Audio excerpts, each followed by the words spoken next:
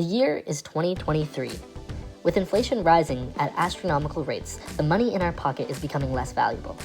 In return, the price of renting or buying a place to live has become increasingly unattainable. More and more people, unfortunately, are being pushed to the curb and forced to live on the streets. Homelessness has become an increasing problem in British Columbian cities such as Victoria, Kelowna, and the Lower Mainland. Social programs have been put in place to aid this growing epidemic. However, the problem lays with the unaffordability of property in this province. Our goal was to find a way to address the expensive real estate market in communities of the Lower Mainland for the economically disadvantaged. Living in an eco-friendly, tiny home significantly lowers one's carbon footprint. Since they lessen our reliance on non-renewable resources, which contribute to environmental damage, sustainable homes are water and energy efficient.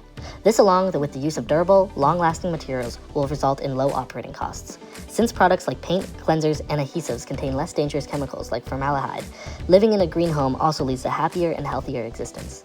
Urban regions frequently deal with extreme poverty, and local and national governments find it difficult to keep up with the ever-growing population. Making slum settlements more livable and safe is essential to creating a sustainable urban environment, and tiny houses are responsible for that.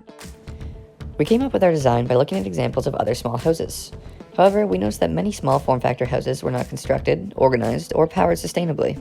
We changed this, relying on a solar and geothermal energy system, furniture and appliances with a small form factor, as well as being constructed with sustainable materials such as hempcrete and bamboo. In the first medium fidelity model, there's a small, basic house furnished with everyday items. This model shows the basic floor plan, including how full a small room is with normal furniture. In the second medium fidelity model, a Murphy bed has replaced the traditional bed. It is able to be stored against the wall, as well as store items on it or below it depending on whether it is down or stowed away. It also houses solar panels on the roof, as well as a lighter paint on the outside to reflect more heat, reducing the power consumption for air conditioning in warmer months.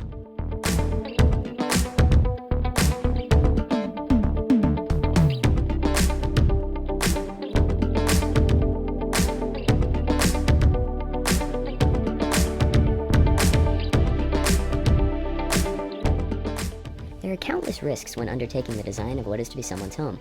The most pertinent risk to our project is the feasibility of designing a house in an 8 by 8.5 by 20 foot space while still providing all necessary components of an average household using sustainably sourced materials.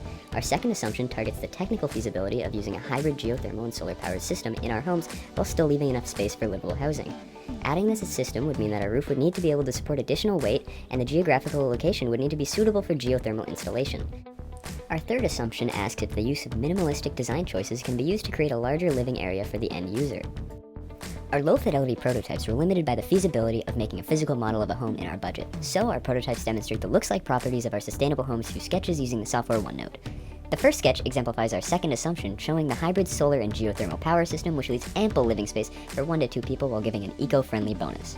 Our second sketch focuses on the third assumption, using minimalistic design choices and maximizing the living area of the house. This is through utilization of the vertical space with an attic for all storage needs, along with the addition of a proper kitchen with an oven, sink, counters, and cabinets. Cost-benefit analysis can be defined as the implicit or explicit assessment of the benefits and costs associated with a particular solution.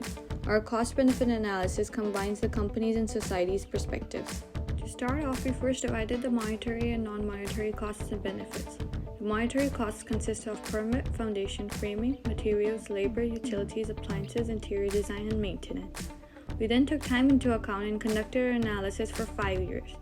To do this, we considered the current monetary costs and predicted their future costs by analyzing inflation trends over the last 5 years. After calculating the cost of the main materials and taking into account other building costs, we can approximate the cost to build a tiny house to be $50,000, which is 10 times less than the cost of a standard house in BC. This data can also be represented in the form of a timeline where all the values depict the future costs and benefits during each future year for the next 5 years. In this case, the cost, positive, is represented by an arrow pointing downwards, whereas the benefit, negative, is upwards. The LCA of our design project has the following product system. Sustainable materials such as wood and bamboo are included for the extraction. In the production process, there are PP fibers and copper tubes to provide the electric connections in the basic environment of living. Since the ideal prototype would include the geothermal and solar fuel cells, the main use of the electricity will be produced by these two. Other waste incinerations, including glass, plastic, and biodegradable materials, appear in the end-of-life process.